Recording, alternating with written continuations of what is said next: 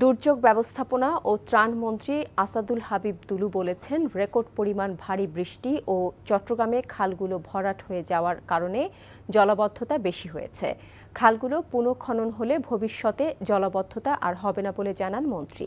সকালে চট্টগ্রামের হালিশহর এবং বাঁশখালীতে দুর্গত এলাকায় ত্রাণ বিতরণকালে মন্ত্রী এসব কথা বলেন।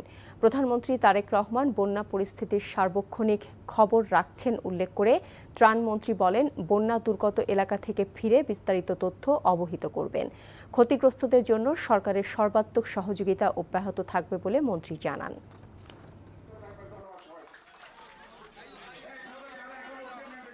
পানি ধীরে ধীরে নেমে যাচ্ছে, পুনর্বাসনের কাজটাকে আমরা সবচেয়ে বেশি গুরুত্ব দিচ্ছি। কৃষিতে কিভাবে পুনর্বাসন করা যাবে, যেহেতু বীজতলাগুলো নষ্ট হয়ে গেছে, মাছের খামারগুলো থেকে মাছ বেরিয়ে গেছে, তারপরে স্বাস্থ্য ক্ষতিকারক হতে পারে এই দূষিত পানির কারণে। এই বিষয়গুলোকে আমরা প্রাধান্য দিচ্ছি।